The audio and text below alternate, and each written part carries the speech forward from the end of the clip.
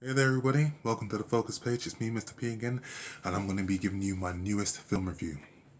Now, Tupac Shakur is beyond a shadow of a doubt one of the most influential, if not the most influential and respected artists of all time. His, his music, his lyrics, which were as profound then, are still as profound now, and 2 decades after his death, the message that he left then still rings true today. There is no bigger rap icon than Tupac Shakur. Sorry. So, when All Eyez on Me was released on his 45th birthday, there was eager anticipation to see who would play Tupac and what the film would be like.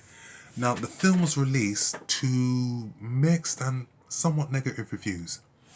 And one of the criticisms, surprisingly, came from Jada Pinkett Smith, who was Pac's childhood friend, who had some criticisms of the historical accuracies between her and Tupac and a particular poem that he read to her, which she said, oh, she never got that poem, she never knew anything about it, so she don't know why they included that in the film.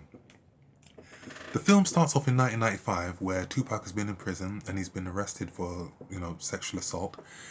He's interviewed by Hill Harper's character, who gives a great but, somewhat moderate and toned down performance. And the film then takes us on a journey from Baltimore, where Park's mother was being released from prison to fight with for the Black Panthers, and she was pregnant with him at the time, to, the relationship he had with his stepfather, to his stepfather being arrested, to then moving from Baltimore to California, where Park's mother develops a drug habit, and to then moving again. And then the film focuses Tupac's short but, quite important journey to going from, actor on the theatre to working with the Digital Underground to becoming a solo artist to, started acting in films like Juice and Above the Rim, certain legal troubles that he was getting into, altercations that he was having with other people, him being arrested for sexual assault, being shot in the nightclub, him getting arrested, sent to prison, then being bailed out by Suge Knight, being signed to Death Row Records, and then the final chapter of this film focuses on his untimely death in 1996 in Las Vegas. Now, what are the good points about this film? Demetrius Shipp Jr., who plays Pac, who is a newcomer, gives an excellent performance of Tupac Shakur, no doubt. There's times when I was sitting in the film and I forgot, that's actually an actor playing him. I actually thought it was Tupac. That's how good he was. He catches the nuances, he catches the vocalization of Tupac, catches the performance of him very, very well. And it actually helps that the man actually looks like Tupac, you know what I mean? Another positive thing about this film, which I actually enjoyed, were the iconic Tupac songs that were just playing throughout the film. You know, Dear Mama, Two of America's Most Wanted, Shed So Many Tears, and the film that plays out in the outro, which is Only God Can Judge Me, which is one of my favorite songs. There's so many others, but that one I particularly like in general. Now, what's the bad news? As a film, the narrative just wasn't there. There was no consistency in the film. It just jumps from one to another. There's a scene where it starts off in 1971, and then it jumps to 1976, and then it jumps to 1979, then 1983, 1984, to when he's a teenager acting in Baltimore. And there's no elaboration on what he was doing, what had happened to him, how he formed his relationship with Jada Pinkett Smith, and the people that he met along the way. There was no character development in this film, which I thought was a really, really big problem. There was no consistency in the storytelling. There was no elaboration on certain points. Like when he gets arrested for jaywalking. He was arrested, he was beaten by the police officers for jaywalking. He filed a $10 million lawsuit. No mention of, what the outcome of that lawsuit was. Why he went to, what he did with those police officers. Even when he was shooting up a few police officers who were beating up on a black person, Park took out a gun and he shot at them. Not many people know this. What was the outcome of that? None of these points are elaborated on. And the problem I think that was, and it's to the detriment of the filmmakers, is because Park is so well known, because his life has been played out so many times in the media, be it MTV, be it all these other music channels, because it's been shown so many times, their thinking must have been, well, you know what? It's been shown so many times, they know it already, so we don't need to elaborate on it. And for me, I think that was a problem, because that is to the film's detriment. Because there's so many aspects of the film that are just skimmed over. They're not elaborated on fully.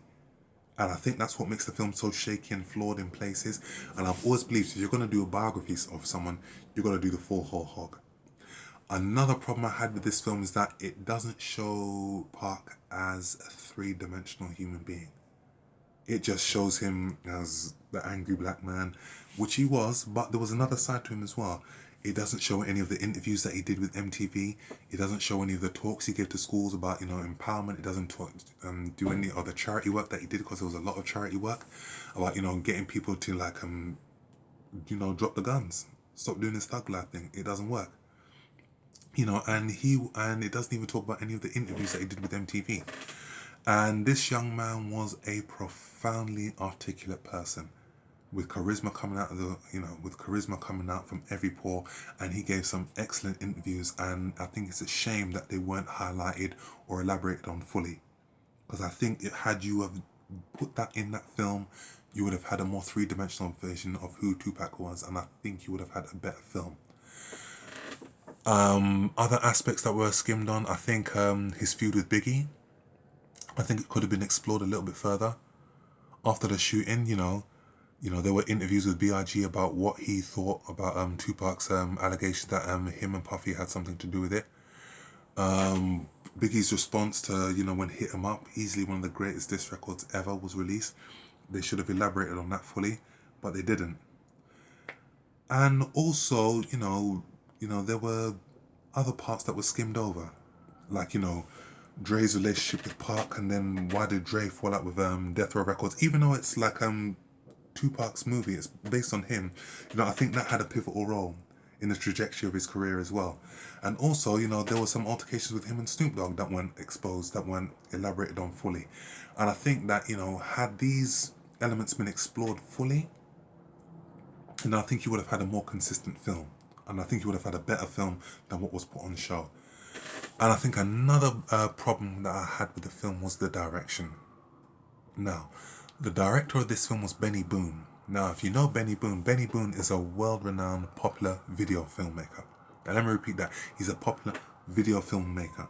And if you look at his filmography on IMDb or anywhere else, he's only done 3 films. And they all went straight to DVD. And I don't think 3 films is enough for you to take on a project of this magnitude. I think it would have been better had it been put in the hands of a more experienced filmmaker. We would have had a better film. We would have had a more consistent film. John Singleton, respected director, Anton Fuqua, F. Gary Gray, all of these guys had the opportunity to tell this film, but they backed out at some point. And I think had it been in the hands of a more experienced filmmaker, we would have had a better film. Because there is a big difference between doing a 3-minute music video to telling a 2-hour biopic of someone's life. And you can see where the film starts to fall flat. It falls flat in certain areas, but I think when it comes to the musical compositions, when Park is singing, Keep Your Head Up, where he's doing, I Get Around, where they're singing, Hit 'Em Up in the House of Blues, that's when you see, Benny Boone start to shine. But other than that, the film is okay, but it could have been better.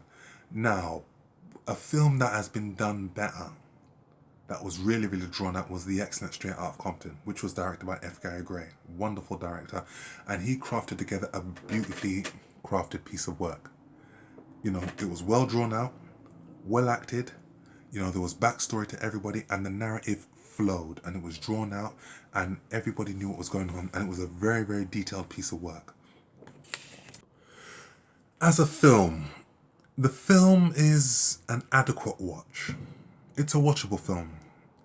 I wouldn't say it's a great film, but it's an adequate watch. And I think that is such a damn shame. For one of the most important people in music, who gave us such art, such masterpieces, who left his profound impact on the world and left the world at such a young age, you would have thought that a better film would have been made. And unfortunately, it was a film that could have been good, but was not. There were just too many inconsistencies. There were just too many bits of the film that were missing. And, he was painted more as a one-dimensional person. And I think that certain aspects of his life should have been brought into the film to make it a more fully rounded film and giving him a better persona. But the film didn't. And that's a damn shame. So, my overall verdict. Is it one to watch? If you're a Tupac fan, I definitely would, definitely recommend that you watch it. Me personally, I think there are better documentaries and better films of his life out there.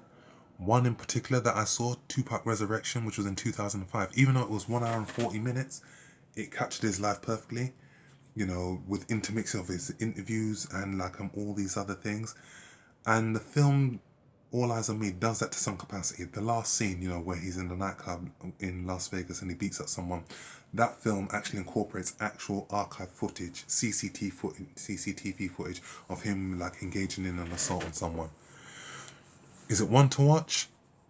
Yeah, if you've got a couple of hours to spare, I definitely recommend that you watch it. Is it one for your DVD collection? No. I think there's other DVDs out there of Tupac's life which I think, give you a better understanding of who the man is. And this film just didn't do it, which is a damn shame. He deserved better, and unfortunately on this occasion he didn't. There are rumours that John Singleton is going to be giving his own interpretation of Tupac, be it a documentary, be it a TV series, who knows. Either way, it'll be one to watch. And I know that John Singleton, who has been quiet as of late, he has the chops to pull it off. So, All Eyez on Me, I will give you 5 out of 10. I wish it would have been more, but not on this occasion.